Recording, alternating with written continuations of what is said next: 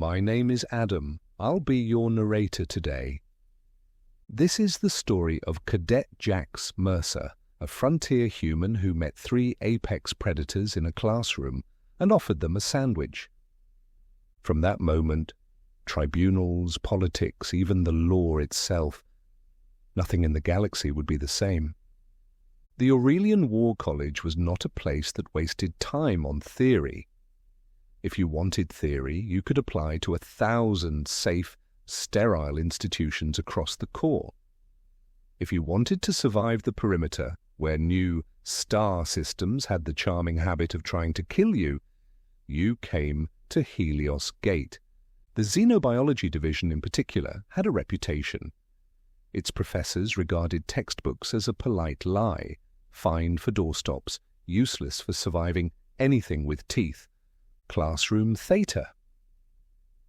9 was an experiment in uniform distribution, 23 cadets, 15 species, half a dozen evolutionary strategies for please don't eat me, and 1 human.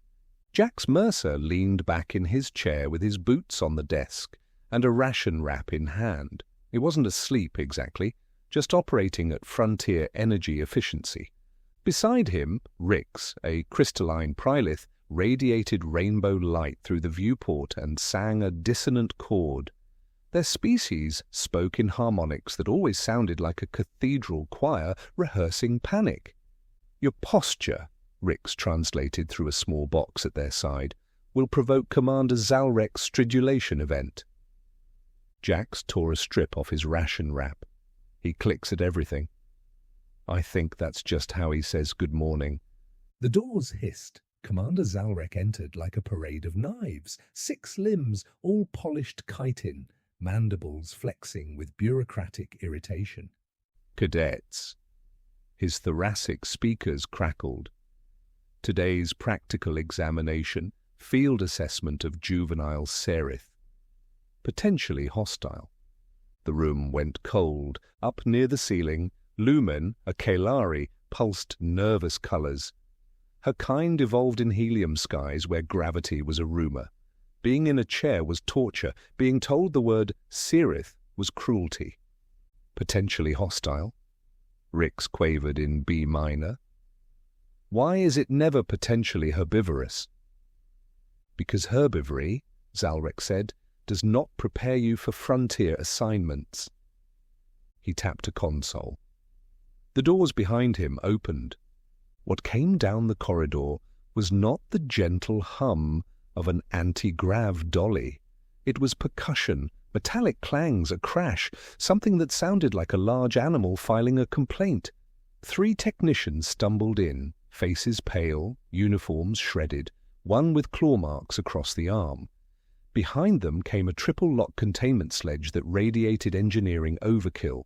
Triple cylinders, each the size of a shuttle, force fields braided with redundancy, transparent alloy thick enough to bankrupt a colony, warning glyphs in 6 languages, caution, danger, loss of limbs, likely, loss of sanity, possible. Zalrek's mandibles clicked, slower this time. Our specimens. Everything on the boards read green. Everything stayed green. Then one containment field hiccuped for a heartbeat. The viewport detonated outward in a glitter storm of very expensive fragments. Sirens learned new registers. A serif shouldered through. Juvenile, technically, if you used the same scale that labeled plasma cannons, portable. 6 limbs, obsidian hide that swallowed light. A head that recalled a panther if panthers had evolved on a world where aesthetics were judged in teeth. Its eyes were the problem, intelligent, calculating, measuring the room like a menu. 2 more cylinders failed in eerie unison. The classroom dissolved. Some cadets triggered shields. Some collapsed into evolutionary memories of prey. Lumen shot for the ceiling like a comet.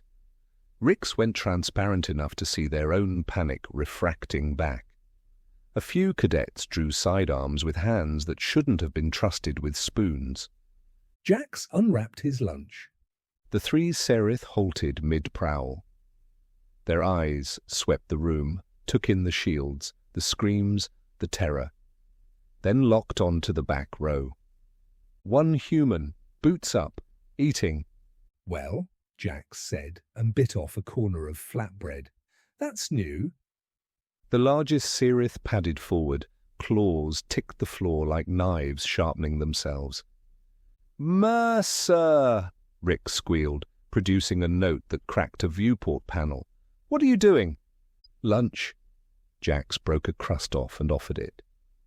The cubs sat. One leaned against his desk and purred at seismic register. One curled at his boot. One stretched across the aisle, head on paws the size of fire doors. The alarm screamed, the cadets whimpered, and Jax chewed his ration wrap like this was just another Tuesday. The door blew open again, this time not with claws, but with doctrine. Lieutenant Ravel Knox entered at the point of a containment squad, armor-clad and bristling with stun rifles heavy enough to fell a dropship. Knox's gait was military precise. One step weighted more than the other from his cybernetic leg. His left eye glowed faintly blue as optics shifted through scan modes. He expected carnage. He found domesticity. 22 cadets welded to the far wall, 3 shredded technicians holding on to their sanity with white knuckles, Commander Zalrek halfway between profanity and protocol, and 1 human cadet boots up, sandwich in hand, hosting 3 Sereth like they were oversized house cats who had called dibs on the sunny spot. Knox lowered his weapon an inch, blinked his organic eye, reset his cybernetic one. "What?" he said carefully. "Am I looking at?" "Educational demonstration," Commander Zalrek replied, voice so tight it squeaked between mandibles. "Cadet Mercer is displaying advanced assessment technique."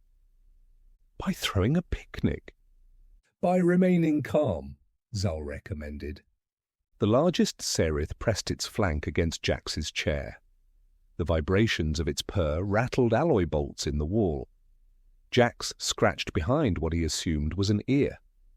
"They're not angry," he said. "They're scared."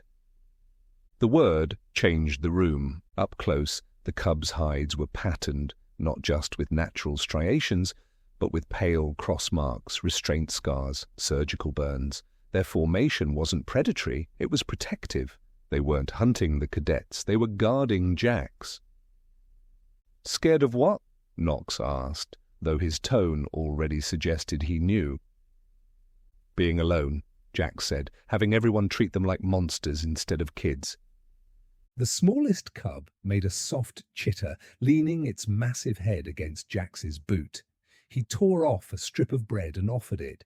It accepted delicately, jaws built for steel, suddenly careful as a surgeon's hands.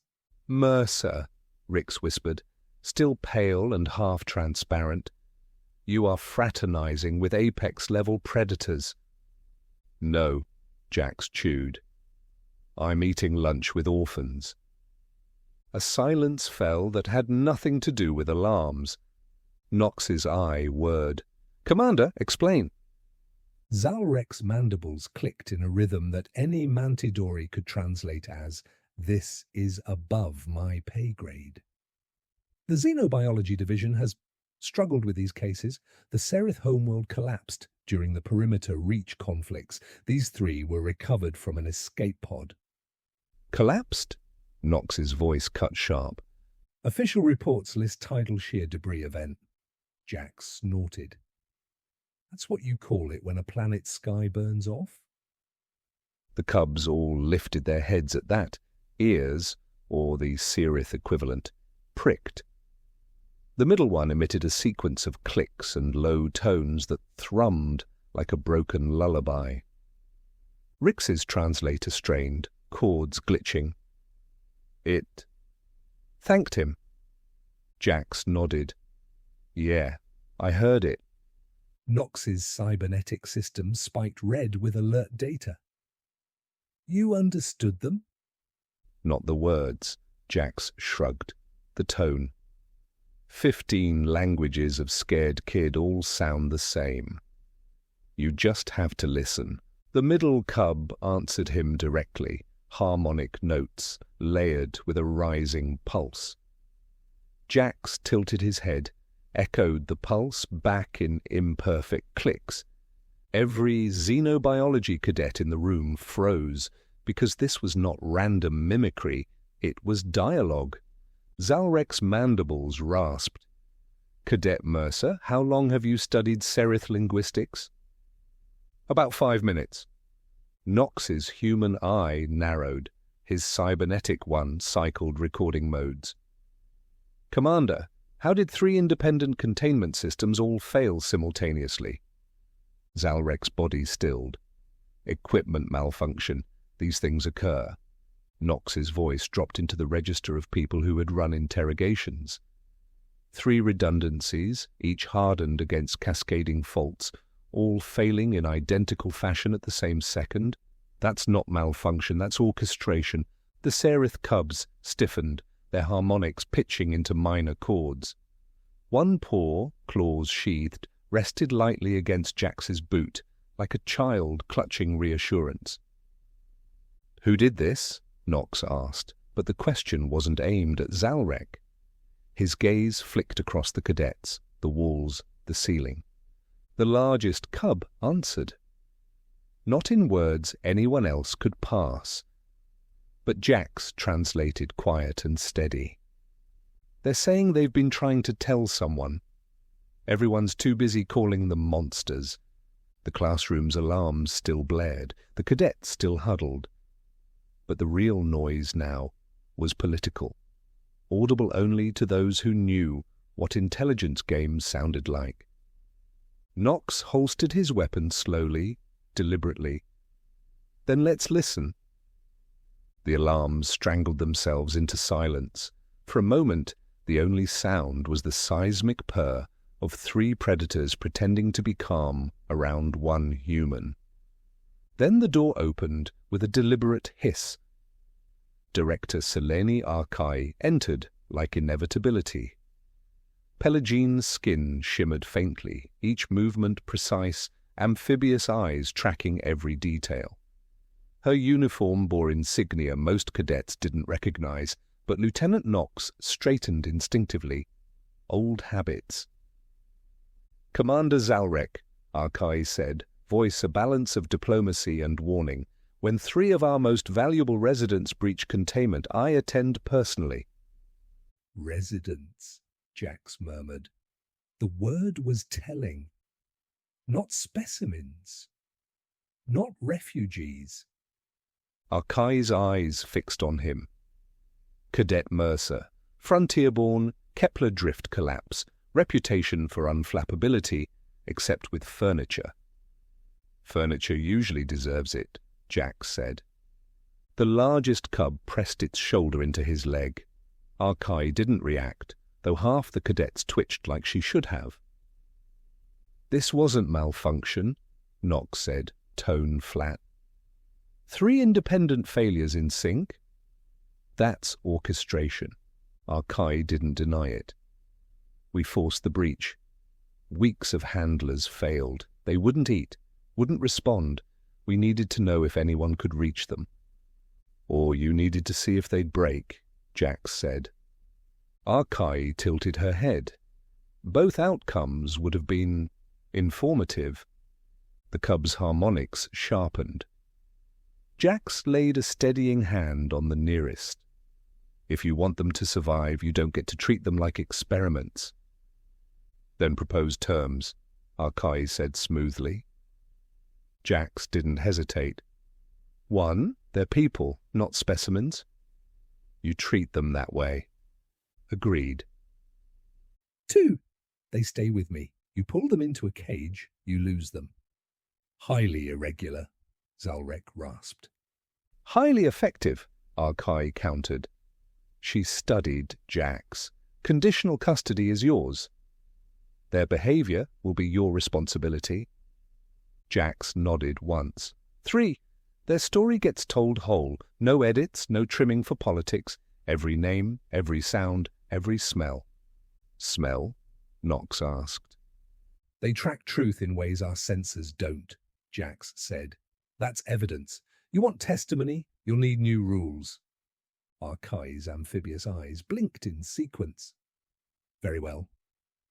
I'll draft consent protocols, but understand what you've volunteered for. Their world wasn't lost to collapse, it was erased. Weapons trials, planetary-scale depopulation. Cubs stirred, harmonics vibrating the walls. The middle one sang, layered notes rising. Jax listened, then translated quietly. They'll testify. They'll sing where no one can silence them. The room shifted. No one dared call them specimens again. Arkay inclined her head. Then we move. Lieutenant Knox, cordon the campus. Commander Zalrek, teach loudly, like nothing happened. Cadet Mercer, congratulations. You are now custodian of the galaxy's most dangerous witnesses. Jax scratched behind the cub's ear. Already figured that out. Helios Gate changed overnight. On the surface, the Aurelian War College carried on with drills and coursework, but corridors now carried patrols, mess halls sprouted new cameras, and cadets whispered Serith like it was both curse and legend. Wherever Jax Mercer went, 3 shadows followed. They padded through hallways like bodyguards who hadn't learned subtlety yet. They loomed at the back of lectures, silent but unmissable. They even curled in the dormitory corner at night, their harmonics dropping to a low, protective hum that made the metal walls vibrate. Jax didn't complain. He knew the truth. If anyone tried to take them, the cubs would tear a hole through Helios Gate, or die trying. It started 3 days later. A Holonet release, anonymous but conveniently amplified, claimed the Mercer-Serith incident was staged. It showed clipped footage of shattered containment, edited to make it seem the cubs had lunged for cadets before taming. The implication, Jax had used hidden tech to manipulate them. Cadets started looking at him differently, fearful, suspicious. Rix confronted him outside Xenobiology Lab 2, crystalline form pulsing dull grey. They are saying you engineered the breach, that you colluded. Does that sound like me? Jax asked. Yes, Rix admitted, harmonics flickering. But only because you enjoy making instructors twitch. Not the same thing, Jax said. The cubs growled at anyone who looked too long. That didn't help his case. The real move came that night. Jax had just dimmed his dorm lights when the largest cub stiffened. Its ears, or whatever passed for them, angled toward the ventilation shaft. A hiss. Then the soft whine of unauthorized mag gear. The grill blew inward. Figures in matte armor dropped silently, stun batons raised. They never made it to the floor. The cubs moved as one, fluid, practiced in a way that had nothing to do with training. One pinned a soldier against the wall with claws dimpling armor. Another swatted a baton away like a toy. The smallest pressed its body over Jax, shielding him with a growl that vibrated the bunk. By the time Lieutenant Knox stormed in with security, the intruders were down, helmets cracked, gear sparking. Knox scanned the insignia fragments. His cybernetic eye burned red. Syndic Mercs, subcontracted through 3 shell firms, but the trail isn't even subtle. They wanted them gone before testimony, Jax said, steadying the smallest cub.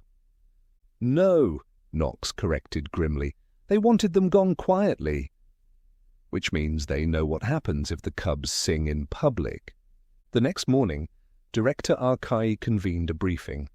Her voice was sharper than usual. The Syndic believes intimidation will erase witnesses. We'll respond by doing the opposite, formalize their voices. She pushed a data pad across the table. Mercer, your suggestion, predatory sensory affidavits, has been drafted. Effective immediately, predator species scent and harmonic impressions may be entered as supplementary testimony. The cub's memories are now legally admissible. Jax blinked. You moved fast. When knives are out, Arkai said, you don't bring parchment. The cubs shifted in their formation.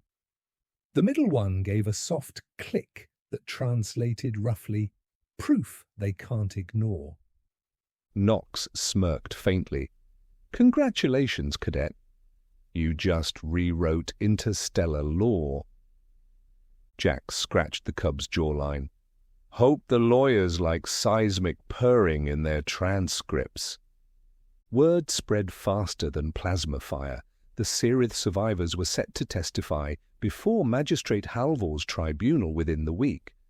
Cadets began choosing sides. Some rallied, proud that their academy was at the center of justice. Others whispered that sheltering predators would endanger everyone.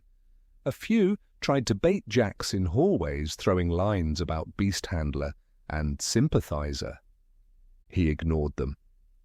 The cubs didn't. Their harmonics dropped low enough to make glass rattle. No one pressed further. Nox shadowed Jax everywhere now. They'll push harder before the tribunal, he warned one evening, leaning against the dorm wall.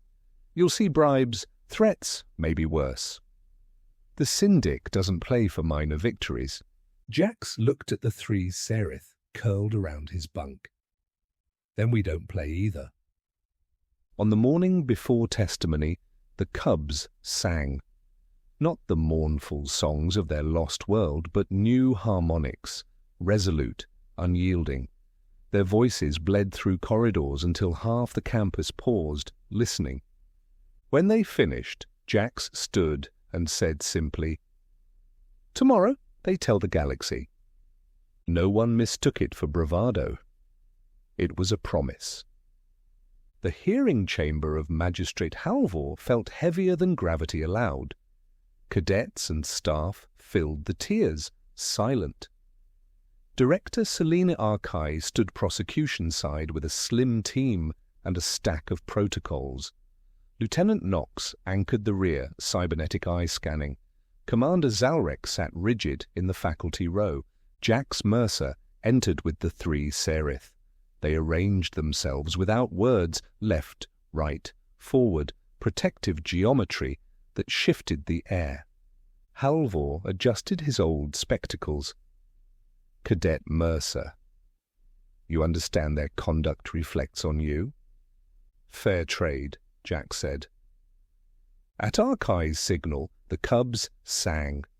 The smallest, a ridge, a dam's warmth, a ritual of singing when skies screamed.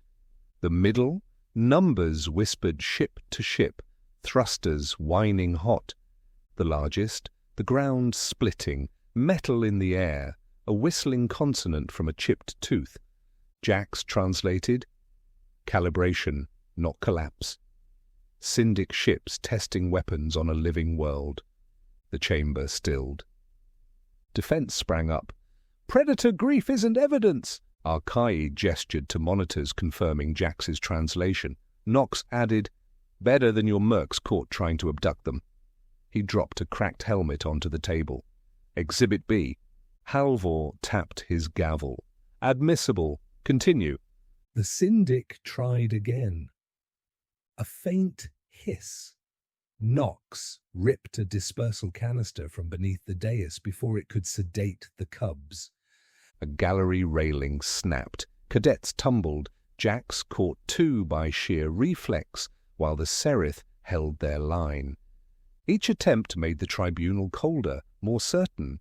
Arkai dropped procurement trails on the holoprojector, vector coils with a distinctive whine, shells that all led back to Lysaunt Syndic. Then she played a fragment, a command voice, calm, whistling faintly on every S.